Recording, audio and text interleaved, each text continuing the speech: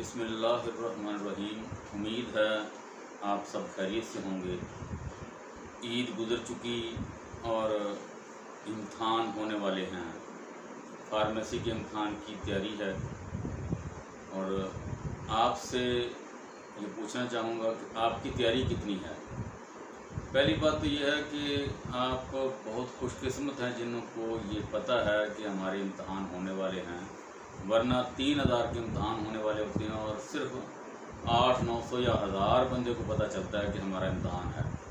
باقی کسی کو پتہ ہی نہیں ہوتا کہ ہمارا امتحان ہو رہا ہے، کب ڈیٹ شیٹ ہے، کب امتحان کی ہماری باری آنے والی ہے، یا ہمارا رول نمبر کیا ہے، یا ہماری رجسٹریشن نمبر کیا ہے۔ داخلہ لینے کے بعد سب بھولے ہوئے ہیں،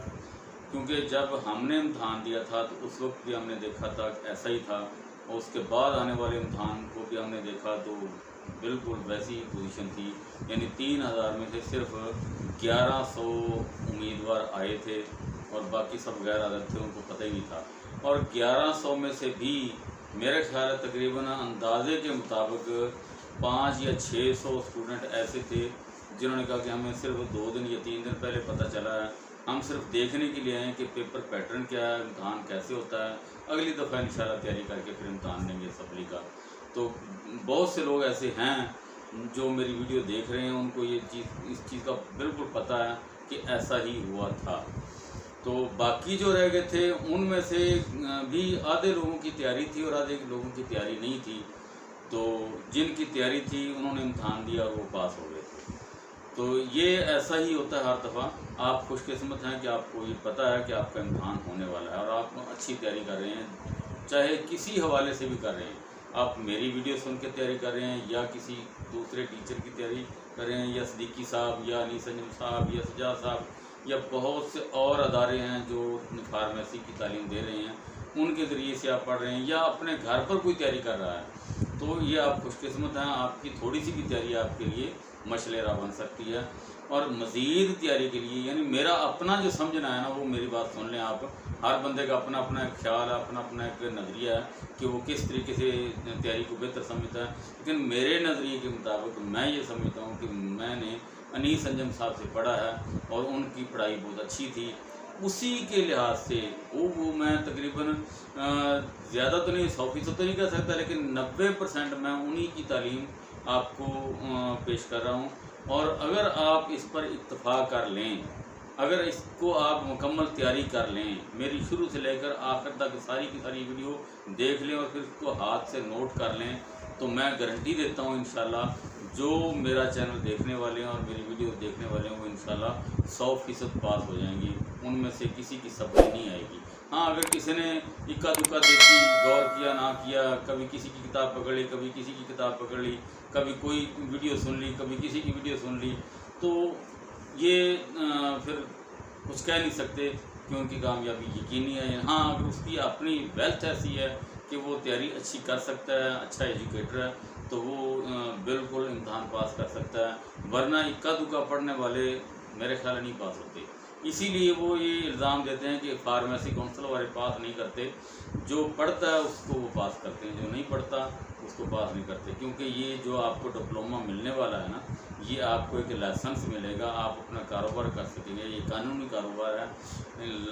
غیر قانونی کاروبار نہیں ہے، اور قانونی کاروبار کے لیے جب آپ کو اجازت نامہ دیا جاتا ہے تو آپ کو کچھ پڑھنا تو آنا چاہیے نا۔ آپ کو ایسے نہیں ہے 4 الفاظ پڑھے، 4 لکھے اور آپ کو لائسنس مل جائے پھر آپ بندے مارتے پھریں، یہ نہیں ہے۔ یہ بہت قیمتی ڈپلومہ ہے، حکومت کی نظر میں بھی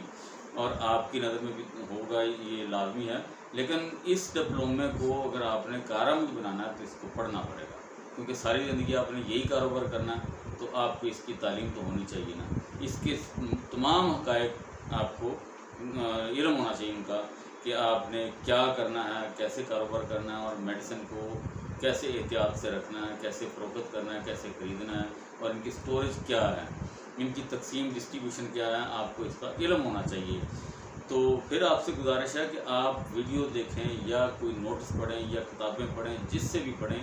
آپ کو اس کا بخوبی علم ہونا چاہیے، ذہن نشین کر لیں، کیونکہ میں نے ویڈیوز میں سے صرف کتاب کے اوپر دیکھ کر نہیں پڑھ کے سنایا، بلکہ میں نے پڑھنے کے بعد ساتھ ساتھ وضاحت بھی کی ہے کئی الفاظ ایسے ہیں جس کی سمجھ نہیں آتی، لیکن اس میں میں نے اس کی وضاحت کی ہے، پوری تشریح کی ہے، تاکہ آپ کے ہر بات سمجھ میں آ جائے اور آپ اچھے طریقے سے امتحان دے سکیں۔ اور دوسرے نمبر پر یہ بھی نہ سوچیں کہ ہم نے صرف نوٹس میں سے MCQs پڑھ لیے یا سوال پڑھ لی تو ہمیں آ جائے گا۔ پوری کتاب کا مطالعہ کریں، آپ کو کہیں سے بھی MCQs آ سکتے ہیں، کہیں سے بھی آپ کو سوال آ سکتا ہے، ہیں سارے چھوٹے چھوٹے ہی، لیکن انہوں نے طریقہ کار ایسا بنایا ہے کہ پوری کتاب کا بندے کو علم ہونا چاہیے تاکہ آپ آسانی سے پاس کر سکیں۔ پہلے یہ ہوتا تھا کہ 8-10 سوال دے دیے اور پوری کتاب میں صرف 8-10 سوال، یعنی ایک آدھا باب بنتا تھا، اس میں سے سوال آگے اور امتحان دیا اور پاس ہو گئی یا نہ پاس ہو، وہ ایک علیحدہ بات ہے۔ لیکن اب جو طریقہ انہوں نے بنایا MCQ کے بہانے سے یا ویسے سوالوں کے بہانے سے،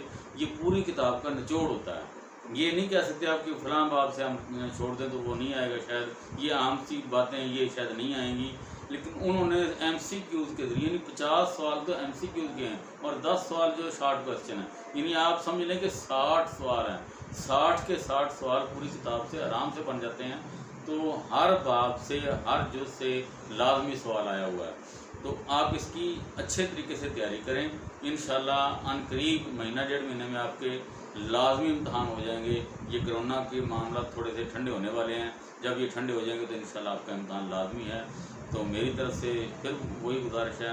میں خواہش رکھتا ہوں کہ سارے کے سارے اسٹوڈنٹ پاس ہو جائیں، اور مجھے اسی سے خوشی ہوگی۔ جو پاس ہو جائے پھر وہ مجھے لازمی بتائے تاکہ میں اس کو مبارکباد پیش کر سکوں۔ والسلام۔